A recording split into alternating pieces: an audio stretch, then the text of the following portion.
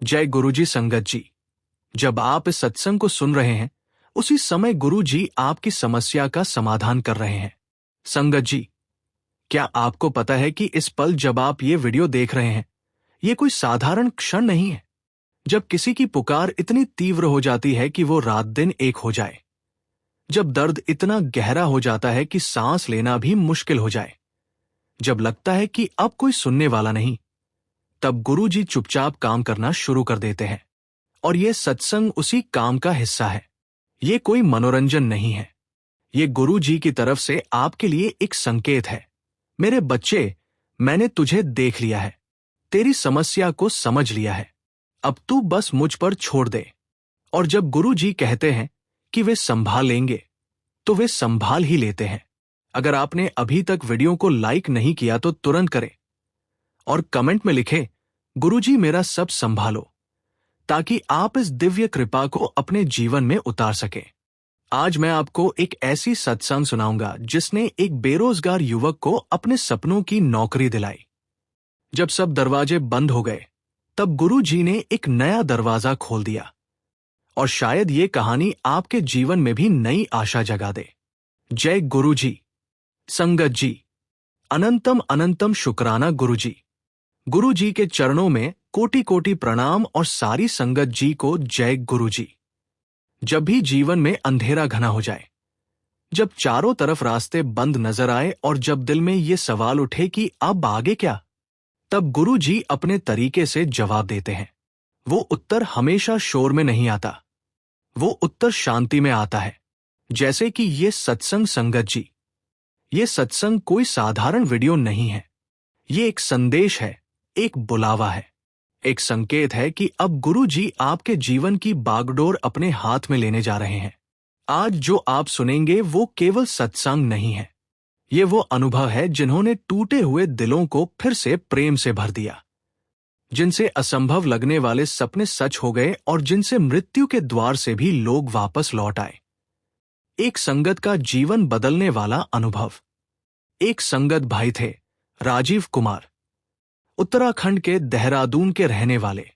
उनकी 26 साल की बेटी मीरा को मानसिक बीमारी हो गई थी। वो अचानक चीखने लगती, अजीब अजीब बातें करती, कभी कभी खुद को नुकसान पहुंचाने की कोशिश करती। राजीव जी ने सारे बड़े मनोचिकित्सकों को दिखाया, लेकिन कोई इलाज काम नहीं आया। दवाइयां देने से मीरा और अजीब हरकतें करने लगती। एक दिन राजीव जी के दोस्त ने उन्हें बताया, राजीव, मैंने सुना है कि गुरुद्वारे में एक विशेष प्रार्थना सभा होती है। वहां गुरु जी के स्वरूप के सामने बैठने से शांति मिलती है। तू एक बार मीरा को लेकर जा। राजीव जी शुरू में नहीं माने, लेकिन जब सब उपाय विफल हो गए तो उन्होंने सोचा, क्यों ना एक बार कोशिश करें। अगले रविवार राजीव जी मीरा को लेकर गुरुद्वारा गए। गुरु जी के स्वरूप के सामने बैठकर प्रार्थना की, गुरु जी, मेरी बेटी को ठीक कर दो।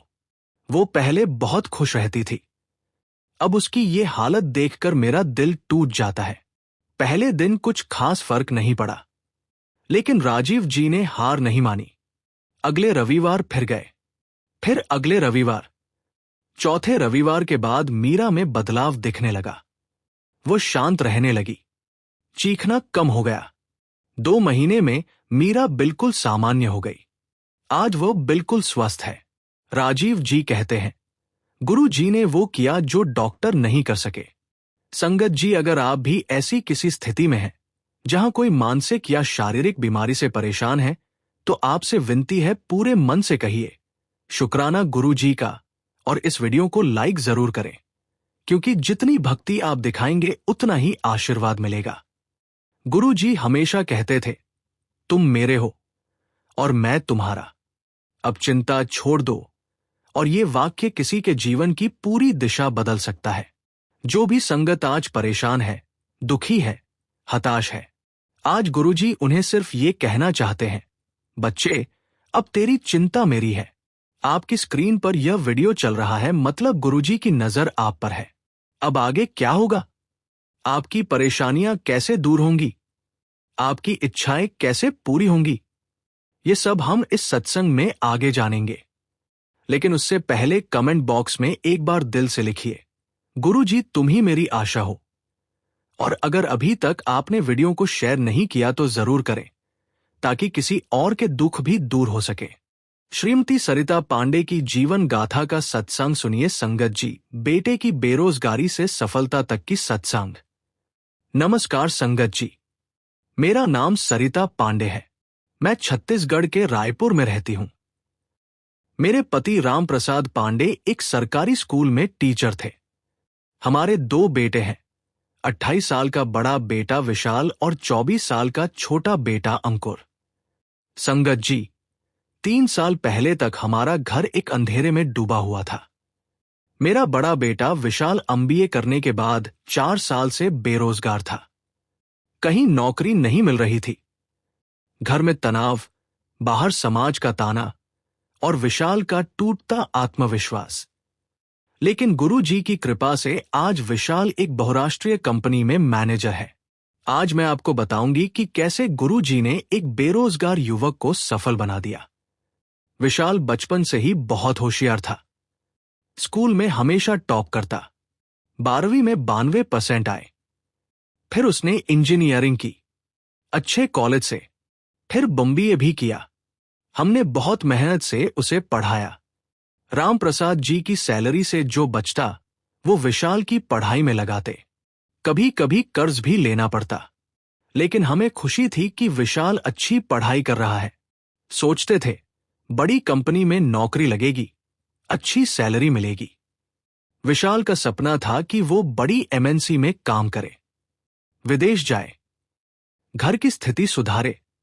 2018 में विशाल ने एमबीए पूरी की। अब नौकरी ढूंढने का समय था।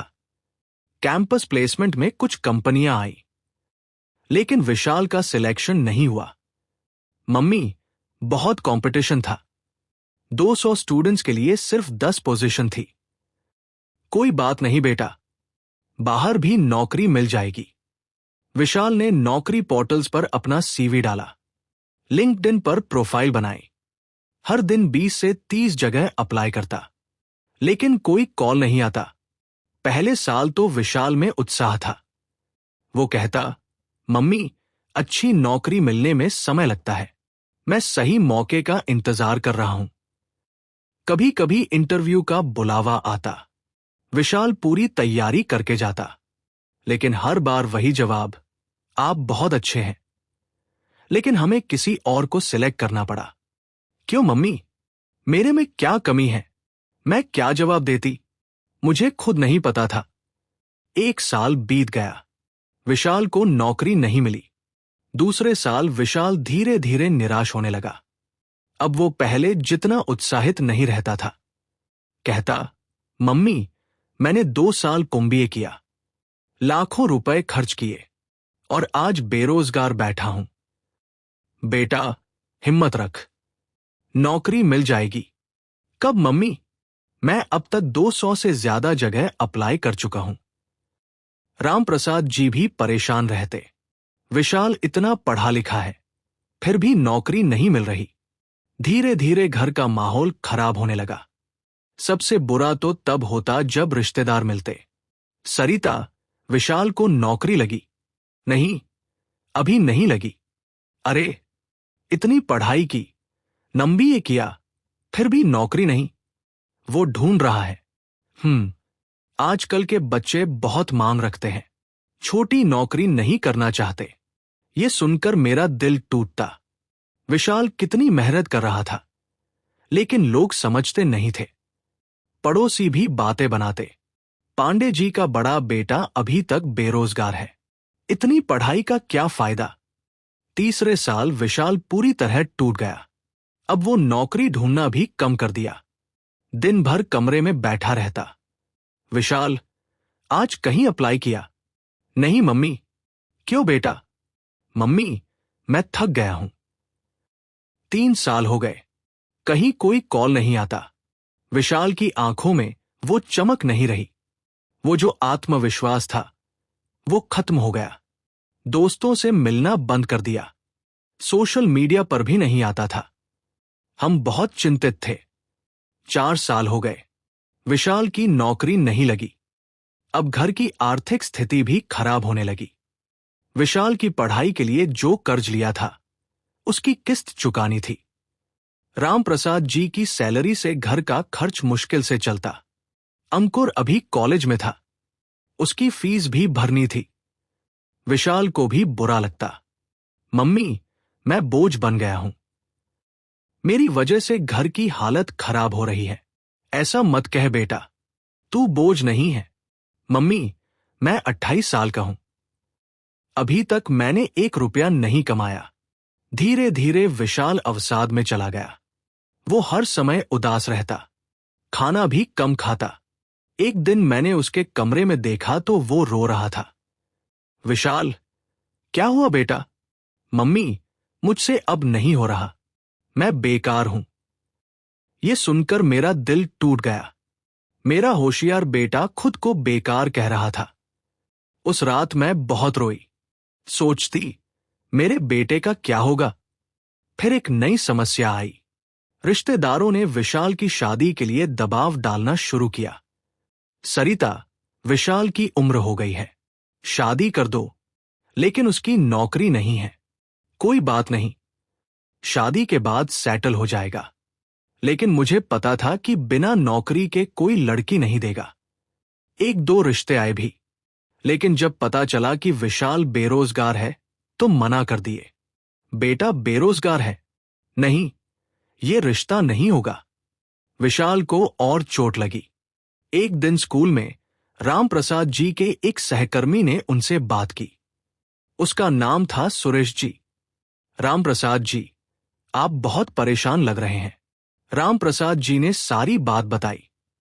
विशाल की 4 साल की बेरोजगारी, उसका अवसाद, घर का तनाव। सुरेश जी ने कहा, राम प्रसाद जी, मेरे बेटे की भी यही हालत थी। 3 साल बेरोजगार रहा। फिर मैं उसे गुरु जी की शरण में ले गया। गुरु जी? कौन है?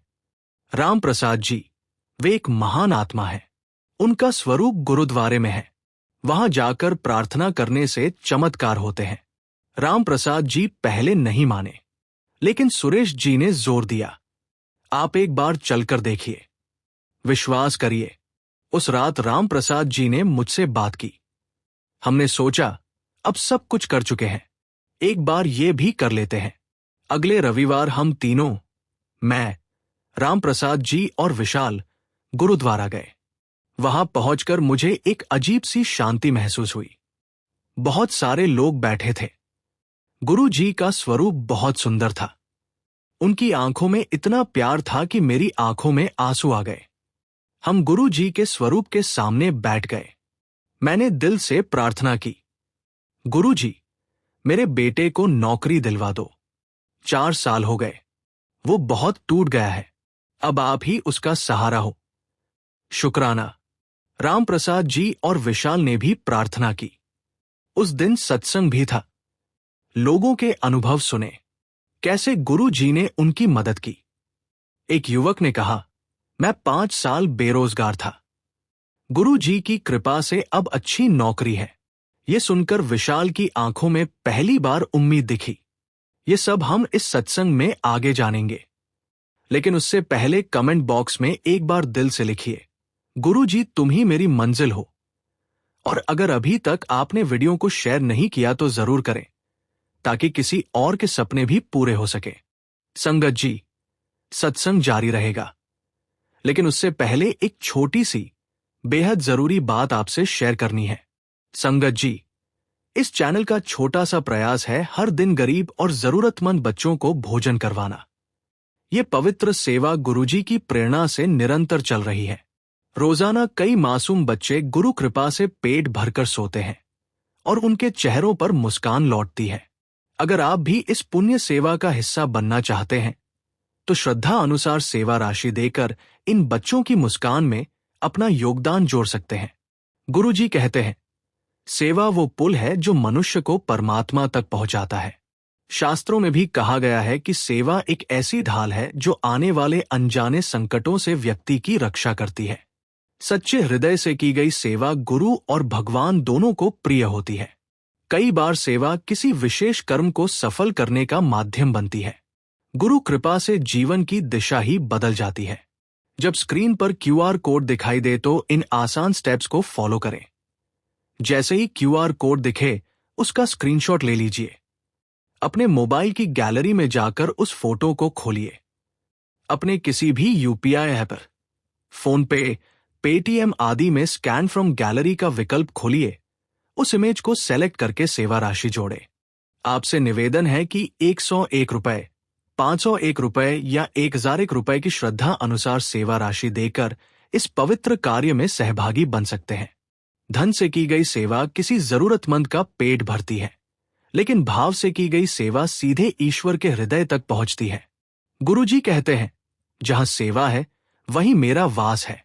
हर थाली में प्रेम हो, हर सेवा में आशीर्वाद हो और हर हृदय में शुक्राना गुरुजी की भावना हो। जय गुरुजी। संगत जी। सत्संग को आगे जारी रखते एच संगत जी। उस दिन के बाद हम हर रविवार गुरुजी के दरबार जाने लगे। विशाल ने भी हिम्मत नहीं हारी। वो रोज घर पर भी गुरुजी के स्वरूप के सामने बैठकर प्रार्थना करता। गुरुजी, मुझे नौकरी दिलवा दो, मुझे रास्ता दिखाओ। शुक्राना। और साथ में फिर से नौकरी ढूंढनी शुरू की। सीवी अपडेट किया, फिर से अप्लाई करना शुरू किया। 2 महीने बाद विशाल को एक बड़ी कंपनी से इंटरव्यू का मेल आया। मम्मी, मुझे एक कॉरपोरेशन से इंटरव्यू का कॉल आया है। मैं विश्वास नहीं कर सकी। 4 साल में इतने कम कॉल आए थे। सच में बेटा? हाँ मम्मी, अगले हफ्ते इंटरव्यू है। हमने तुरंत गुरुजी का शुक्रिया अदा किया। गुरुजी, ये आपकी कृपा है। विशाल ने पूरी तैयारी की।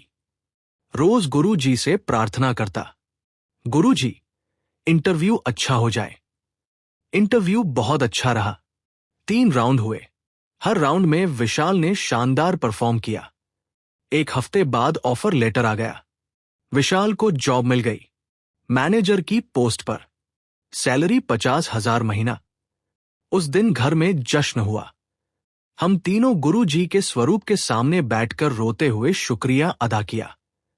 गुरुजी, आपने हमारे बेटे को बचा लिया। नौकरी मिलने के बाद विशाल पूरी तरह बदल गया। अब वो फिर से खुश रहने लगा। आत्मविश्वास वापस आ गया। अवसाद खत्म हो गया। 3 महीने में उसकी परफॉर्मेंस इतनी अच्छी थी कि कंपनी ने सैलरी बढ़ाकर 60,000 कर दी। घर का सारा कर्ज चुका दिया। राम प्रसाद जी को भी राहत मिली। आज 2 साल हो गए। विशाल की नौकरी बहुत अच्छी चल रही है। अब सैलरी 80,000 हो गई है। उसकी शादी भी हो गई। एक अच्छी लड़की मिल गई। सबसे अच्छी बात यह है कि अब घर में खुशी है, शांति है। हर रविवार हम सब गुरुजी के दरबार जाते हैं। विशाल की पत्नी भी साथ आती है। आज हम समझते हैं कि गुरुजी ने क्या सिखाया। बेरोजगारी अस्थायी है, हार मत मानो। गुरुजी की शरण में आओ, साथ में मेहनत भी करो। 4 साल, 5 साल, कितना भी समय लगे, धैर्य रखो। माता पिता की प्रार्थना बहुत शक्तिशाली होती है। सही समय आने पर सब ठीक हो जाता है। संगत जी, अगर आप भी बेरोजगार हैं या आपके बच्चे बेरोजगार हैं तो याद रखिए, गुरु जी की शरण में आइए। रोज प्रार्थना कीजिए, शुक्राना गुरु जी का। हिम्मत मत हारिए, सही समय पर नौकरी मिलेगी। मेहनत करते रहिए, गुरु जी साथ देंगे। अवसाद में मत जाइए, गुरु जी राह दिखाएंगे। जो बेरोजगार है, गुरु जी उसे रोजगार देते हैं। जो हताश है, गुरु जी उसे आशा देते हैं। दोस्तों, ये थी सरिता पांडे की बेटे की बेरोजगारी से सफलता तक और गुरु जी की कृपा की कहानी। अगर यह सत्संग आपको अच्छा लगा तो लाइक बटन दबाना न भूलें। कमेंट में जरूर लिखिए, गुरु जी मेरे सपने पूरे करो, ताकि गुरु जी की कृपा आप पर भी हो। इस वीडियो को उन लोगों के साथ शेयर करें जो बेरोजगार हैं। हो सकता है ये सत्संग किसी की जिंदगी बदल दे।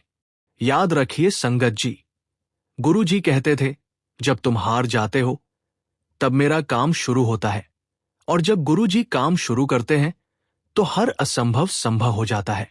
अगली बार फिर मिलेंगे एक नए सत्संग के साथ। तब तक के लिए जय गुरु जी।